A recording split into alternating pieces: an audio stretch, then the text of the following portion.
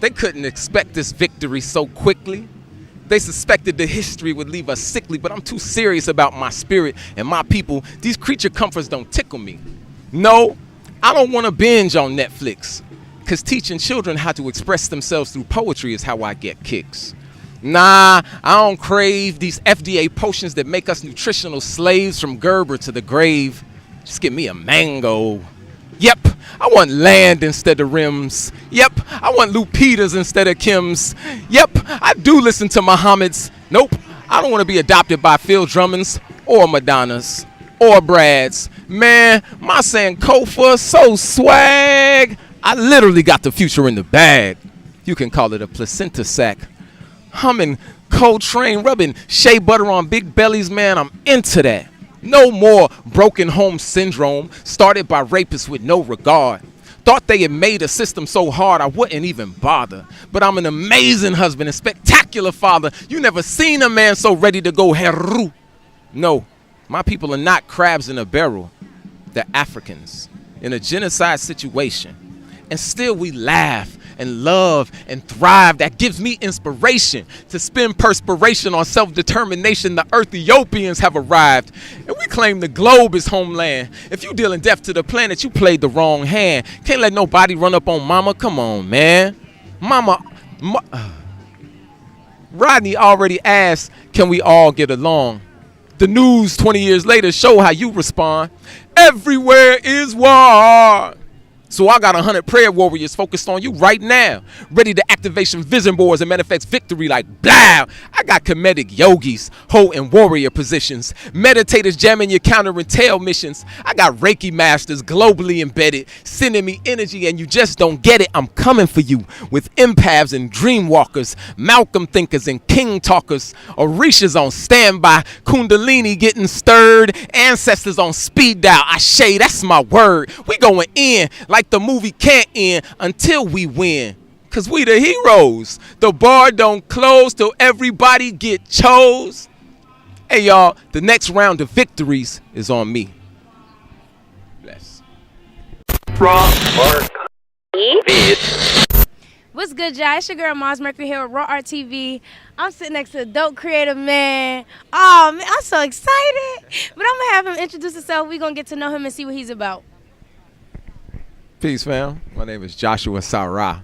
Yeah, I'm a communications artist. If we get into the creative side, you know, I tell people all the time I'm a spiritual technologist. That's what I do for a living. But on this creative side, I'm a communications artist. So that's like language things. Poetry, hip hop, I write as well. So I write for Taji Magazine. I've written 2 books. I'm working on 2 other books. One is a math book and one is about Ethiopia. And yeah, and I do massage therapy, and I'm a holistic health consultant. So that's a part of communicating on the healing side. That's most crucial to me, honestly. Yeah. But yeah, also graphic design too, and like layout design. You know, I edit books for people and stuff like that. Like I'm a communications artist. You know what I'm saying? Like, and a percussionist. That's actually my first love on this whole art scene. So like, I get a drum, a shaker ray, give me a triangle or a spoon. Like I'm gonna get in. Like, yeah, and talk to the people with it. That's a lot. Yeah. That's a whole lot. First question, what's the source that make you gifted? True. Of course, like the gift is from God first and foremost, like just because God is creative and I'm a creative myself. So I'm like, hey, I'm just trying to be like my daddy. You know what I mean? It's really like that. But then I had a lot of influences growing up in a household that was musical, and my mother was in the African dance troupe and put me in there to drum. And so things like that just along the way, you know, learning drums in school. I went to college and was in the drum line and all that. So like that whole performance side is kind of baked into me. You know what I mean? So I kind of just enjoy that side of life. And that's why I started doing poetry, is like to talk about God, honestly. That's what's up. Yeah. So how did you discover yourself as an artist? You know, it was really nerve-wracking, actually, because I did have like, you know, some experiences that helped me really find myself. And in finding myself, I was shocked that nobody ever helped me find myself. Like, yo, if I had known about life for real growing up, I'd have lived a whole different way. Exactly. So that made me want to talk. The process and the journey. Process, exactly. You know? So, you know, once I woke up, I was excited. Like when Christians want to go evangelize everybody, you know. And so that was what made me want to get on stage and kind of just be like, yo, I'm not the only one that knows this. I know a couple of us got to have noticed that there's something else going on, right? So that was my real push to get on stage. Like I had been writing poetry since 5th grade. I remember it was a class assignment that really turned me on. Like, hey, this is fun. It was a limerick, so it was supposed to have a little funny part to it. And so I had been writing since 5th grade, but to get on stage with it, I didn't choose to do that till I was in college and had that like wake up experience. Like, yo, we should talk about this. So ever since then, I've just been trying to find better ways to communicate with my people about how can we be stronger, how can we be happier and healthier, man. You know. I think you handling that well. I mean, just from you performing, your holistic consultations, like your massage therapy, like just your books, like you doing it in so many different ways. So I guess being multi-talented, how do you balance everything along with like just balancing like your personal life? So how do you do that? I grew a couple extra arms and legs. Nah, it was definitely a learning process. I think maybe being a Libra helped me out a little bit, balance things, but definitely I didn't know how to balance it well at first. And of course, the more you do, the more you really got to figure out how to put it in place. Even just recently, I had a real hard lesson in the reminder of self-care. And that's really what it is. I think as long as you do some form of self-care and get recharged, you have the energy to do what you want to do, But if you drained out, washing the dishes is too much, you know what I'm saying? So just having enough energy, connecting with people that love you and that you love is a good way to charge up. And as an artist, I got to go get inspired. I know a lot of artists sometimes, especially, if they move here to New York or something, sometimes when they start getting to the place where they're getting paid, they don't want to perform for free, which can then exclude going to things like open mics and things like that. But when I always think about, I got really inspired by the open mics. That's where I built my chops up. It's where I got inspired by some of the dopest poets ever. Why would I not want to go do that for that same experience? Like, I'm still going to be inspired. I'm still going to get to build my chops. I didn't start poetry to make money. You know what I mean? So even though I make money to do it now and get paid well to do it, that will never stop me from doing it for free. So keeping that kind of connection to the art is what helps me balance it all. You see what I'm saying? I don't get too caught up in I got to do this or I got to do that or I got to be important for this reason or that. I just be like, yo, I'm here to do what I can do, you know? And if I can't do it, I'm okay saying, well, I can't do that. And sometimes I try to do it, then I got to apologize like, damn, I'm sorry, I can't do it. And I feel bad, so now I'm just more like trying to make sure I don't overextend myself anymore. Just really honoring myself first, because I do want to do everything I can for everybody. But, it's like they say on the airplane, help yourself first or you're going to die in the process, you know what I mean? So I just been really focused back on that, like, as long as you're doing self-care, you can do it, Yeah. That's what's up. I feel like a lot of people, I know for me, I look at you like a mentor, honestly, my brother, like a mentor, for real. I'm telling you, from when I first seen you perform, like you just demanded the stage, you set your ground. And that video. Yeah, and it's like you was just so comfortable, like, and you can see that. And I think that's why a lot of people really resonate with you, because you can see your comfortability and you could just see like you've been through it, or you here, and you demanding that. But you also released a new book called If I could sing, I would sing a song for the black woman. Okay, so tell me, why did you, I'm assuming like you're honoring black women or you're honoring women, so why did you choose that name, and just like tell me what's the book about, or the people really? Yeah. So it is honoring the black woman, but also talking to her. It's really a love letter, from the black man to the black woman. Because I don't think we communicate enough, and I've heard way too many black women express that they feel like black men ain't checking for them. And that always confused me. I'm like, are you serious? Like, that's all I love to check for. And all my brothers is checking for you. So maybe we need to be more vocal about it. So, I put that book out there, one, to say that to women, like, yo, we love you more than anything else. Like, don't ever be confused, black woman. You the deliciousness. You know what I mean? You the super spectacular, ultra greatness, magnetic, I'll never choose nothing else, vibrance. Right. So let that be clear. And so that book, first of all, is to say that.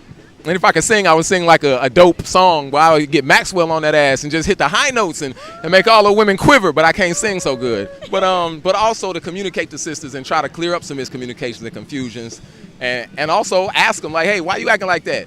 Hey, you know I got your back, don't be treating me like that. So, just, it's love letters and poetry in there. It's not just straight poetry, it's like essay style love letters and illustrations as well, from like in that one. So yeah, it's just a long love letter for my sisters, Yeah. I like that. Thank you. I can't wait to read it. So you do so much. It's so hard to even choose these questions right now. So honestly, what is your overall goal as an artist in all aspects of what you do? So that's like health consultation, graphic, poetry, writing, just you being you. What is your overall goal? Okay.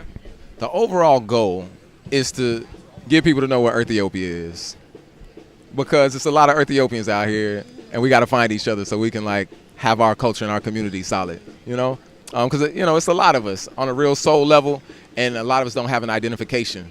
We kind of just like we take off a lot of names and titles, and then kind of just freestyle it after that. And I'm like, if we had a form of identifying ourselves, when you know what I mean, just it's easier to deal with the thing when you can call it something. And I asked the ancestors for years, like, yo, how do I deal with that? Like, I got rid of African American. I went to American African. I didn't like Negro or Black. I tried them all, and I was like, nah. Al Kabulon, like, I was all over the place trying to figure out who are we, where we from, and then I just realized we from Earth, man. Like, we spirit beings in Earth. And if we could really connect on that basic level, then I just think a lot of the drama would be done. And you know what I mean? Like, we could really connect on that first, then all of our differences have their place, and we ain't gonna hate on each other like, you different so I can't rock with you. Right. It's like my left hand and my right hand are different, and that's why I can do so much. Right. And my hands are different from my feet, and that's why I can do so much. If every organ was the same, I couldn't even be alive, right? So my whole goal in my artistry is to share the ideas of spiritual technology in Ethiopia. Like, every time. That's why you hear me talk about it so much, because that's really why I go out. Yeah, I'm writing a book about it right now, like I said, just to really expand that conversation so we can really have a place to build something on, man. A lot of my people have talked about building communities, about how we need land, about how we need to support each other, support black business, but we don't really have a framework within which to make sure that we protecting ourselves and supporting ourselves and know that that's us, you know what I mean? So that's a step somebody's got to take. So, I'll be working with my people to build those steps for us to really have a space for ourselves and not have to excuse, Dr. Africa said the definition of power is to be able to define yourself and have other people treat that definition as reality. With you being around for so long and just like honestly, like you are like an OG. You feel me? You like a big brother mentor to me. Well, no, you're not. No. You're not. But you've been performing and you've been doing this for a while. Like you got a lot of like, history doing this longer than us. You've been performing longer than me, and I wish I ain't even performed yet. But you've been doing it longer than me. You know what I'm saying? So, just like, what's your How do you have like any predictions for the future for the youth? Like. Any, like, how do you see the future? I work with students, I do teaching artist work. And so I'm always listening to them and watching how they're expressing themselves. And I think that there's something to technology. People are hating on technology right now in a sense because of what it's doing to us socially. But it also has a place. And if you keep it balanced and you keep it from the love intention, technology is great. If it becomes a replacement for community, it's not so great, So I think if the young people really look into technology and how to best exploit that creatively, because coding is kind of the norm nowadays. So if you know how to code, if you can make a computer program do something, that's dope. That gives you a lot of power into the future. If you can code an app, that's a dope skill set. And then you got all these artists. So then what if artists start linking up with people who can code, and now you're creating some type of new app that is creative for people. You know what I'm saying? Like that, I think would push people, the artists, forward to really think about how they can incorporate the technology, even if it's just marketing, knowing how to use Instagram and the different things to get their message out and to connect with their people. They call it followers online, but that's just your people. You know what I mean? You got to connect with your people. So using that technology, I think, is probably the strongest way for them to take ownership. Because what I've seen is that our art always does great, but we don't own it. And other people's like, yo, don't nobody own that? I'm gonna stake a claim. Just like how Europeans will roll up on American and be like, hey, y'all ain't made a claim? Put a flag on it, and then it's theirs. So that's what's happened to like jazz, hip hop, rock and roll, blues, country, you know what I mean? Like it's all black music. And it was like, y'all ain't put a flag on it? And now like a decade or two after every one of those, we start thinking it's white people music. So I'm saying if you don't want, we might have white mumble rappers in about 5 years, and then we be saying white people started that. You never know. So I'm saying if it's yours, make sure you're taking some ownership of it. Protect yours. Right. Don't let money come and make you give up your ownership. Right. You know what I mean? If you wouldn't sell your child for a $5 million contract, don't sell your artistic child for $5 million. You know what I'm saying? Exactly. Raise it. If they're going to give you $5 million, think about how much they think they can get out of it. Exactly. So you think about that. They're going to flip it. So if they can make that much money, enough to give it to you for that much, keep it for yourself and you get the big money. Yeah. So I'm just saying, think forward. Don't be so quick to buy into the American dream of make a thing for somebody else to buy. make a thing and make a legacy. Yeah. Make something you could pass on to your children and your children's children. Get a legacy. Yeah. Much respect, man. I'm so grateful. Thank you so much for having this talk with me. I appreciate you. Do you have any projects coming up, anything coming up that you want to mention, and also tell the people where they can find you at? Okay.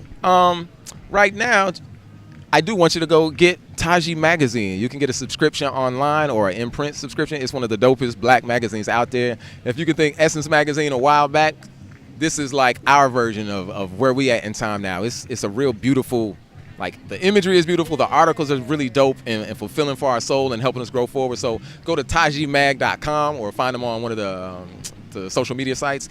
You can find me at Earthiopian on Twitter, Instagram, and Facebook, or JashuaSaRa.com. And Joshua is J-A instead of J-O. Joshua and Sa Ra is S-A-R-A. So JashuaSaRa.com, Earthiopian. You can find my books on Amazon as well. Both of my poetry books are there. And just stay tuned with me on there. You can go to Lyric Olympics, like I said, to stay up with those contests. And if you are a performer, get up with Lyric Olympics, like follow them so you know when to register for the contest next year, because there are preliminaries that lead up to it. So you gotta actually qualify to be in the finals on the day of. So yeah, just get up with me. It's always events coming on, and Script Club is coming out as well soon. We have been partnered with Basquiat's Bottle in Brooklyn, so that's a real dope vibe. That's one of the newest spots in Brooklyn. It's just like jumping all the time. So go check for them, man. They got an open mic on Sunday nights too with a live band. You know, if y'all looking for something dope in New York, that's what you want to do, man. So yeah, things forward. I appreciate you, and much success to you going forward. I love that you're doing this show. It's really dope. So I appreciate you giving me some space to come and smile with you. Good thing.